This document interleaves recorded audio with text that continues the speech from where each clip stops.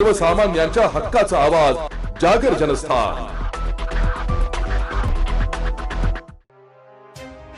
छाया booster कंपनीच्या कापूस बियाण्यावर विश्वास ठेवून शिरपूर तालुक्यातील वाडी गावातील 20 शेतकऱ्यांनी त्यांच्या शेतात बूस्टर कापूस बियाण्याची पेरणी केली आहे। मात्र प्रत्यक्षात अत्यंत कमी उत्पादन मिळत असून 2 एकर क्षेत्रातून केवळ 2 क्विंटल कापूस निघाला। या प्रमाणात गावातील तब्बल 50 एकर कापूस पिकाचे मोठ्या प्रमाणात नुकसान झाले। या संदर्भात पीडित शेतकऱ्यांनी कंपनीकडे तक्रार केली असता कोणतीही योग्य प्रतिक्रिया न देता उडवाउडीची उत्तरे देण्यात आली आहे। शेतकरी आधीच आर्थिक संकटात असताना कंपनीने केलेल्या या विश्वासघातामुळे ग्रामस्थांमध्ये संतापाचे वातावरण निर्माण झाले। या पार्श्वभूमीवर संबंधित बियाणे कंपनीवर गुन्हा दाखल करून कंपनीला ब्लॅक लिस्टेड करण्याची मागणी शेतकऱ्यांनी निवेदनाद्वारे शिरपूर तालुका कृषी अधिकारी यांच्याकडे केली आहे। तसेच नुकसानग्रस्त शेतकऱ्यांना योग्य भरपाई देण्यात यावी अशी ही मागणी यावेळी करण्यात आली आहे। आज शिरपूर फर्स्टच्या पदाधिकाऱ्यांनी देखील शेतकऱ्यांची भेट घेतली आहे व शेतीची पाहणी केली आहे। त्यानंतर शेतकऱ्यांसोबत जाऊन तालुका कृषी कार्यालयात अधिकारी श्री विशाल मोठे यांची भेट घेऊन निवेदनाच्या माध्यमातून संबंधित कंपनीवर कारवाई करण्याची मागणी केली आहे। अतिवृष्टी जाहीर झालेल्या तालुक्यांमधून आधीच शिरपूर तालुका वगळला असल्यामुळे शिरपूर तालुक्यातील शेतकरी मदतीपासून वंचित झालाय। मागील काही दिवसांपासून अवकाळी पावसामुळे त्याचे पिकाचे नुकसान झाले आणि त्यातच आता अशा बियाण्या कंपन्यांनी शेतकऱ्यांचा विश्वासघात करून त्यांचे नुकसान केले।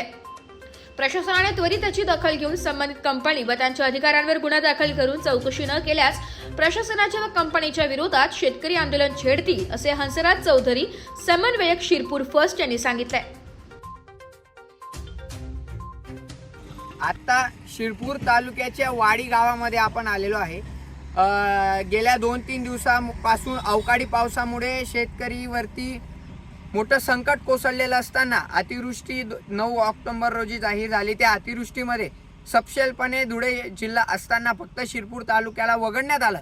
एवढे सगळे संकट शिरपूर तालुक्याच्या शेतकऱ्यावरती असताना वाडी गावामध्ये छावा बूस्टर ही जी व्हरायटी आहे कापसाची, या कापसाच्या व्हरायटीचा एक भोंगळ कारभार समोर आलेला आहे की ती कापूसमध्ये कापूसच निघत नाही, त्याचे कैरच फुटत नाही।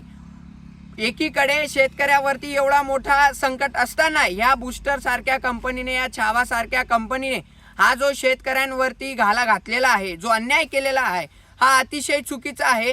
त्यांना जेव्हा गावामध्ये बोलवण्यात आलं, जेव्हा एवढ्या सगळ्या 15-20 शेतकऱ्यांनी या गावामध्ये त्यांचं व्हरायटी लावलेली आहे, पण त्या कापूसच निघत नाही। 2-2.25 एकरमध्ये क्विंटलभर सुद्धा 1.5 क्विंटल कापूस निघतो।